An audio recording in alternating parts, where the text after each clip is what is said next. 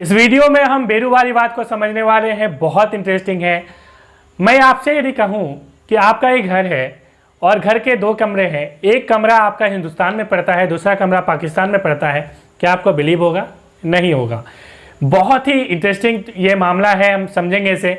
बेरूवारीवाद के नाम से इसे जाना जाता है। देखिए, बेरूवारी एक गाँव है और ये बेसिकली जलपाईगुड़ी जिला, जो आज का पश्चिम बंगाल का जलपाईगुड़ी जिला, आप यदि गैंगटॉक वगैरह जाते हैं, सिलीगुड़ी जाते हैं तो उस रास्ते में पड़ता है। और बेरूवारी जो गांव है बेसिकली ये जलपाईगुड़ी जिले में पड़ता था, वेस्ट बंगाल में, और इसे पाकिस्तान को सौंप दिया गया। कुछ भाग इंडिया में भी है, कुछ पाकिस्तान को सौंप दिया गया। आज वो बांग्लादेश में है। ठीक है, मैं बात कर रहा हूँ 1960 की। 1960 में आपको पता है कि बांग्लादेश नहीं हुआ करता था, वो पाकिस्तान ही हुआ करता था। ठीक है, इसलिए मैं कह रहा हूं कि पाकिस्तान को इसे सौंप दिया गया। मगर अब की हम बात करें तो अब वो बांग्लादेश में है। अब कैसे सौंपा गया उसको हम लोग समझते हैं इसकी कहानी को। देखिए, हुआ ऐसा कि 1947 में जब हमारा देश आज़ाद हुआ तो आपको पता होगा कि रेड क्लिफ जो लाइन है वो एक बॉर्डर लगाई गई। ठीक है, रेड क्लिफ एक चचा जी थे, उन्होंने बॉर्डर जो है लगाई। ठीक है, अब इन्होंने एक बॉर्डर कैसे बनाई आप समझिए। कुछ बॉर्डर जो है, आप मैं कह रहा हूँ इंडिया और पाकिस्तान, मान लीजिए ये इंडिया है और ये पाकिस्तान है। ठीक है, अब दोनों के बीच की जो बॉर्डर है वो रेड क्लिफ बॉर्डर, इसे हम रेड क्लिफ लाइन कहते हैं। ठीक, अब रेड क्लिफ ने क्या किया था, कुछ तो ऑफिस में बैठकर ये बॉर्डर लाइन को डिसाइड कर दिया था और कुछ उन्होंने जाकर उस स्पॉट में जाकर डिसाइड किया था कि हाँ ऐसी ऐसी स्थिति है तो बॉर्डर कुछ इस तरह से बननी चाहिए। अब जो ऑफिस में उन्होंने डिसाइड करा था, कैसे किया था देखिए। उन्होंने क्या किया, मान लीजिए कि इस जगह पे जो है एक थाना है, ठीक है, पुलिस स्टेशन है। मान लीजिए एक पुलिस स्टेशन कुछ इस जगह पे है, एक पुलिस स्टेशन कुछ इस जगह पे है। उन्होंने क्या किया कि पुलिस स्टेशन को इस तरह से घर में ही बैठकर, मतलब ऑफिस में ही बैठकर पेपर में इस तरह से जोड़ दिया। उन्होंने ये नहीं देखा कि वास्तविकता क्या है, वहां पे जाकर क्या पोजीशन है वो उन्होंने बिल्कुल भी नहीं देखा। अब मान लीजिए बीच में कहीं घर आ जाता है इस तरह से, अब घर के 2 टुकड़े हो गए, आधा पाकिस्तान में चला गया, आधा इंडिया में आ गया। तो इस तरह की स्थिति थी।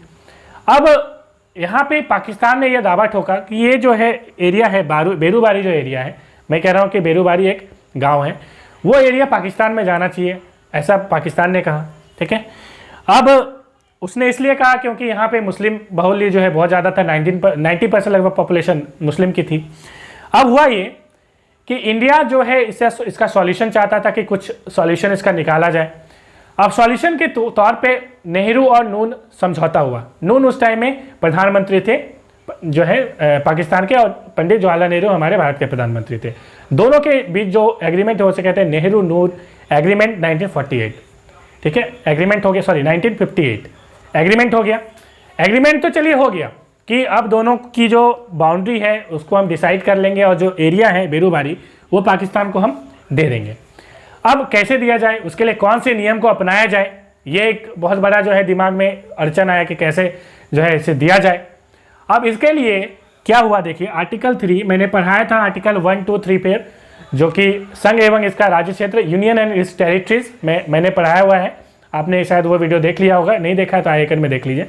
खैर, यहाँ पे मैं बता देता हूँ। देखिए, आर्टिकल 1 से 4 में आपका उसका वर्णन है, संघ एवं इसका राज्य क्षेत्र।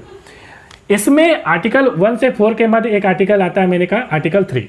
आर्टिकल 3 के अंदर क्या है, आर्टिकल 3 के अंदर यह है कि जैसे मान लीजिए कोई राज्य का गठन करना है, कोई नया राज्य बनाना है भारत में, या कोई राज्य है उसका नाम चेंज करना है, जैसे आपको पता है कि बिहार को तोड़कर झारखंड बना दिया गया, राइट, या कोई नाम भी चेंज करना है, जैसे पौंडीचेरी का पुदुचेरी कर दिया गया, तो ये सारी चीज़ आर्टिकल 3 के अंदर होती है। अब हुआ ऐसा कि भारत सरकार ने, ठीक है, चाहा कि आर्टिकल 3 के अंदर जो है इस एरिया को, इस बेरूवारी एरिया को पाकिस्तान को सौंप दिया जाए।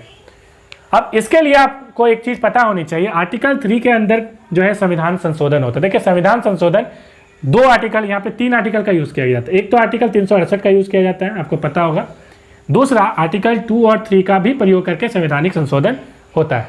ठीक, अब भारत सरकार ने चाहा, मतलब संसद ने चाहा कि आर्टिकल 2 और 3 का प्रयोग करके इस एरिया को पाकिस्तान को सौंप दिया जाए। अब आर्टिकल 3 का प्रयोग करके यदि सौंपा जाएगा तो आर्टिकल 3 को जैसे ही संसद में रखा जाए, एक आर्टिकल 3 के अंदर यदि किसी बिल को रखा जाए तो आपको एक चीज़ पता होनी चाहिए कि इसके लिए राष्ट्रपति की सहमति आवश्यक होती है। राष्ट्रपति से परामर्श लिया गया।